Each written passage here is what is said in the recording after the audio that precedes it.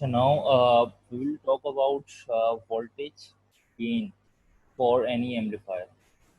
Previously हमने AC analysis देखा था कॉमन इमिटर एम्पलीफायर का। उसके बाद फिर हमने एक एग्जांपल देखी जिसमें जो AC एनालिसिस की अननोन वैल्यूज़ होती हैं वो फाइंड आउट किस तरह करते हैं वो डिस्कस हो रहा था।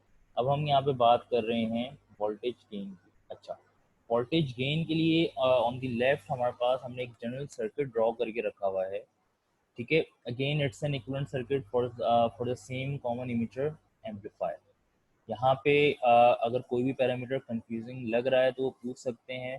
बहरहाल मैं यहाँ बता देता हूँ, ये जो हमारे पास अल्फ़ा ACIE लिखा हुआ है तो हमारे पास यहाँ पे अगर हम देखें तो हमारे पास IC एग्जिस्ट करता है। IC जो है बाय फॉर्मूला अगर हम देखें तो IC बीटा IB के बराबर होता है या फिर IC बराबर होता है अल्फ़ा IE के। यहाँ पे अल्फा IE से उसको क्या किया हुआ है, रिप्रेजेंट करा हुआ है। अच्छा, अब बात करते हैं वोल्टेज गेन की। तो AV हमारे पास बराबर होगा V आउट ओवर V इन के। अब V आउट ओवर V इन की अगर हम बात करें, यानी कि V आउट हम लोग ले रहे थे कहाँ से, कलेक्टर से। इट मीन्स V आउट हो जाएगा VC और V इन हमारे पास था बेस से, तो वो हमारे पास हो जाएगा VB, क्योंकि एक्चुअल जो इनपुट हमारे पास आ रहा था वो फ्रॉम बेस आगे ट्रेवल करता था। सोर्स वोल्टेज थे, सोर्स वोल्टेज क्या होता था, वो टुवर्ड्स बेस जाता था, देन बेस से वो आगे ट्रेवल कर रहा होता था। अब अगर हम लोग इन दोनों वैल्यूज को देखें, VC और VB को, तो अगर मैं VC की बात करूं तो VC बाय फॉर्मूला अगर हम देखते हैं, it should B IC/RC, Ohm's law. अच्छा, IC जो था, IC की जगह हम लोग यूज कर सकते हैं अल्फा ACIE। ठीक है, बिकॉज हमारे पास जिस तरह IC बराबर होता है बीटा IB के, इसी तरह IC बराबर होता है अल्फा IE के भी। तो यहाँ पे हमने क्या किया, IC की जगह हमने यूज किया अल्फा ACIE इंटू RC। तो ये तो हमारे पास VC की वैल्यू आ गई। अब रहती है VB। तो VB हमने जो निकाला था, VB हमने प्रीवियसली अगर देखें तो हमारे पास था VB की अगर हम बात करें IERE डैश। ठीक है, इससे पहले जो हमारे पास लेक्चर था, इससे पहले जो स्लाइड थी उसके अंदर हमने VB देखा था कि हमारे पास जो इनपुट वोल्टेज था वो at the end IERE dash के रेफरेंस से भी आ रहा था। ये रहा VB equal to IERE dash base voltage. तो ये दोनों वैल्यूज अब हम क्या कर सकते हैं, यहाँ पे VC और VB की जगह प्लेस कर सकते हैं। ठीक है। अच्छा, यहाँ पे हमारे पास जो अल्फा AC है, ये हमारे पास जो है ये वेरी कर रहा होता है बिटवीन 0.9 to 1। इस वजह से इसको हम लोग अगर नहीं भी लिखें तो हमारे पास बहुत बड़ा डिफरेंस ओवरऑल आंसर पे नहीं आएगा।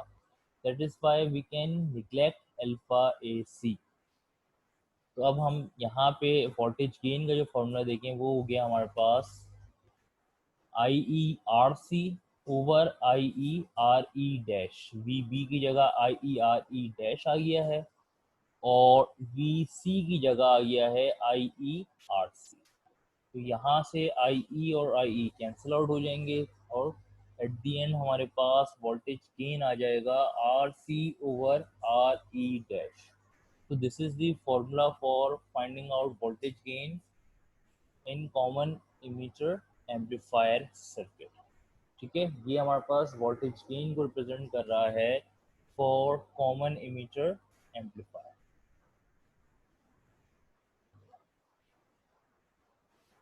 अच्छा, अब अगर हम थोड़ा सा प्रीवियस जो अभी तक चीज़ें डिस्कस की हैं उसको एक सिंप्लीफाइड फॉर्म में अगर देखना चाहें, तो हमने निकाला था V बेस या V इन फाइंड आउट करा था बाय यूजिंग VDR, जिसमें हमने फॉर्मूला यूज़ किया था R in total upon RS plus R in total into VS। तो उसको हम लोग एक सिंप्लीफाइड फॉर्म में अगर देखना लिखना चाहें तो वो हमारे पास होगा इनपुट वोल्टेज बराबर है आर इन यानी कि input resistance over total resistance R S plus R N into V S. ठीक है, तो ये एक सिर्फ कोई अलग चीज़ नहीं है, ये जो अब तक हम लोग देखते हुए आ रहे हैं वही सब कुछ है।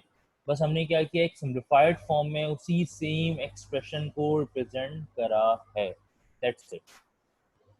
उसके बाद अगर हम आर इन बेस की बात करें, इनपुट रेजिस्टेंस की, तो वो हमने निकाली थी कितनी, beta A C R E dash, ठीक है। देन अगर अब हम बात करें आउटपुट रेजिस्टेंस की, विच इज आर सी, तो आर सी हमने निकाला था R C parallel to R L, और यहाँ पे हमारे पास ये आर एल वाला पार्ट उस वक्त एग्जिस्ट करेगा जब यहाँ पे क्या होगा, हमारे पास कोई ना कोई लोड कनेक्टेड होगा, ठीक है। ये जो आउटपुट रेजिस्टेंस का फॉर्मूला है, प्रीवियसली हमने देखा था, जो फॉर्मूला था उसमें हमने यूज किया था R C equal to capital R C parallel to R C dash, और फिर हमने कहा था कि आर सी डैश की वैल्यू बड़ी है in comparison with capital R C, तो जब हम इनका पैरेलल सॉल्व करेंगे तो we will get capital R C, ठीक है। अब यहाँ पे एक नई चीज नजर आ रही है आर एल, ये सिर्फ उस वक्त एग्जिस्ट करेगी जब हम लोग क्या करेंगे, जब हम इस एम्पलीफायर के साथ कोई लोड कनेक्ट करेंगे, यानी कि आप एम्पलीफायर के साथ स्पीकर लगाते हैं या और कोई डिवाइस के लिए आप एम्पलीफिकेशन कर रहे हैं, जब वो डिवाइस कनेक्ट होगी तो उसकी अपनी भी रेजिस्टेंस एग्जिस्ट करेगी, और उस रेजिस्टेंस के लिए फिर हमारे पास जो आउटपुट रेजिस्टेंस का फॉर्मूला होगा वो होगा R C equal to R C capital R C parallel to capital R L, and this is for practical reason, ठीक है। जब आप प्रैक्टिकली यही एम्पलीफायर कंस्ट्रक्ट कर रहे होंगे तब हम क्या करेंगे, ये फॉर्मूला यूज करेंगे,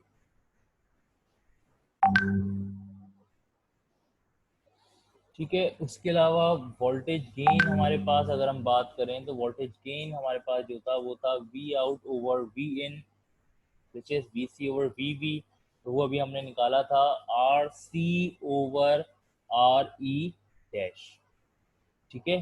तो ये हम लोग दोनों फॉर्मूले यूज कर सकते हैं, इधर वी सी ओवर वी भी लिख लें या R C over R E dash, हमें दोनों से क्या होगा, voltage gain easily find out हो जाएगा, ठीक है। ये अभी जो चीज़ हमने की है वही दोबारा रिकॉल कर रहा हूँ और कुछ नहीं किया। अच्छा, अब यहाँ पे एक जो डिफरेंट चीज़ आ रही है वो है एटेन्यूएशन फैक्टर। अगर हम लोग प्रीवियस एग्जाम्पल याद करें तो उधर हमने क्या हुआ था, हमारे पास जो सोर्स वोल्टेज था वो था 10 मिली वोल्ट, और जो एक्चुअल हमारे पास बेस के ऊपर वोल्टेज आ रहा था वो आ रहा था 7.44 मिली वोल्ट, मीन्स वहाँ पे क्या हो रहा था, एटेन्यूएशन परफॉर्म हो रही थी। तो अब यहाँ पे जब हम बात करते हैं गेन की, तो इधर हमें ओवरऑल गेन अगर फाइंड आउट करना पड़े, इसको हम लोग ए वी डैश से क्या करेंगे, रिप्रेजेंट करेंगे, तो उसके लिए ज़रूरी होगा कि हम क्या करें, हम यहाँ जो नॉर्मल गेन है उसके अलावा V B over V S को भी कंसिडर करें, यानी कि हम लोग यहाँ पे क्या करेंगे, ओवरऑल गेन जो होगा वो होगा हमारे पास, एक तो ए वी होगा जो इस एम्पलीफायर का गेन है, दूसरा हमारे पास वी बी और वी एस के दरमियान जो डिफरेंस आ रहा है वो होगा, तो ए वी डैश हमारे पास हो जाएगा V B over V S into A V, ठीक है। ये ओवरऑल गेन कहलाएगा किसी भी कॉमन इमिटर एम्पलीफायर सर्किट का। इसी तरह अगर हम करंट गेन की बात करेंगे तो करंट गेन हमारे पास हो जाएगा I C over I S, I C over I S इस वजह से बिकॉज एक्चुअल करंट जो है वो सोर्स के थ्रू आ रहा था, तो वो हमारे पास क्या हो गया, इनपुट करंट हो गया, और आउटपुट करंट हो गया हमारे पास कलेक्टर का करंट। देन आई एस की वैल्यू क्या होगी, तो आई एस हम यूजिंग ओम्स लॉ निकाल सकते हैं, वी एस यानी supplied voltage over total resistance, ठीक है। तो ये हमारे पास आई एस हो जाएगा। देन अगर हम लोग पावर गेन की बात करेंगे तो power gain A P, it should be the multiple of voltage gain and current gain. Power gain की बात हो रही है तो अगर वोल्टेज गेन और करंट गेन हमें पता है, इसको मल्टीप्लाई करवा दें, we can have power gain, ठीक है। इन फॉर्मूलाज में कोई कंफ्यूजन हो तो वो पूछ लें।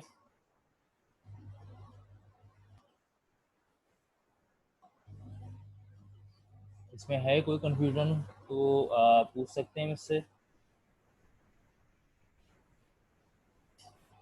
ठीक है। अभी तक हम लोगों ने जो कंडीशन देखी, तो जो चीज़ें ड्राइव की थी उसी को हमने यहाँ पे क्या किया है, सिंप्लीफाइड फॉर्म में सिर्फ यूज़ करा है। अच्छा, अगर हम यहाँ पे जो ओवरऑल गेन मैं बार बार बोल रहा हूँ, ओवरऑल गेन का मतलब ये है कि जो आपका ये सर्किट है, इसको अगर हम लोग एग्जाम्पल वाले सर्किट के रेफरेंस से देखें, तो यहाँ पे सर्किट के अंदर एक वोल्टेज गेन तो हमारे पास आ रहा होगा इस ट्रांजिस्टर की वजह से, यानी कि इनपुट और आउटपुट के डिफरेंस में। ठीक है, एक जो हमारे पास यहाँ पे गेन या एटेन्यूएशन फैक्टर आ रहा है, वो आ रहा है इस पॉइंट पे कि भाई मैं वोल्टेज जो सप्लाई कर रहा हूँ ना, वो एज इट इज इनपुट पे नहीं ट्रेवल कर रहे। इन बिटवीन क्या हो रही है, सोर्स रेजिस्टेंस आ रही है, जिसकी वजह से ये वोल्टेज ड्रॉप होके आगे जा रहे हैं। तो अब जब हम ओवरऑल गेन की बात करेंगे ना, तो ओवरऑल गेन के अंदर हम लोग क्या कर रहे होंगे, ओवरऑल गेन के अंदर हम लोग जो यहाँ पे एटूनेशन वाला ये पार्ट आ रहा है, इसको भी हम लोग गेन के फॉर्मूले का हिस्सा बनाएंगे।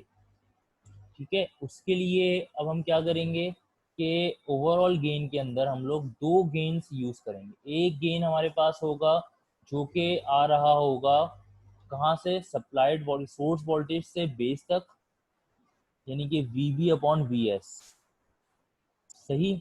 और दूसरा गेन होगा ट्रांजिस्टर का एक्चुअल गेन, और इन दोनों गेन्स का मल्टीपल जो होगा वो कहलाएगा overall gain A V dash. अगर नोट करें, ये जो V B upon V S लिखा हुआ है ना, ये गेन को प्रेजेंट कर रहा है, लेकिन ये गेन है कहाँ पे, एट दी सोर्स साइड। ठीक है, क्योंकि वी भी अगर मैं सोर्स यहाँ सप्लाई देता हूँ तो क्या होगा, सप्लाई वोल्टेज जो है वो इनपुट वोल्टेज कहलाएगा, और इस पॉइंट पे क्या होगा, वो आउटपुट वोल्टेज कहला रहा होगा। तो ये वी भी अपॉन वी एस इस वजह से हमने यहाँ पे ओवरऑल गेन में लिया है।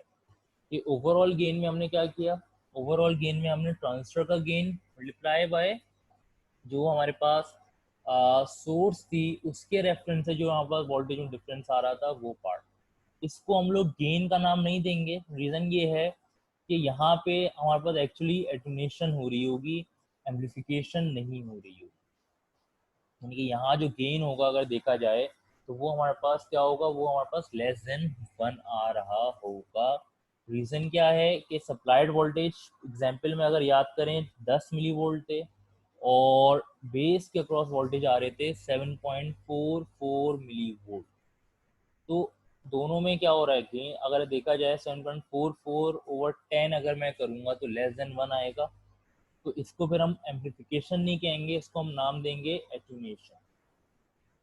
और ये हमारे पास ओवरऑल गेन के अंदर क्या होगा, ये फॉर्मूला एग्जिस्ट कर रहा होगा। स्टिल ओवरऑल गेन में अगर कंफ्यूजन है तो बता दें मुझे। ठीक है,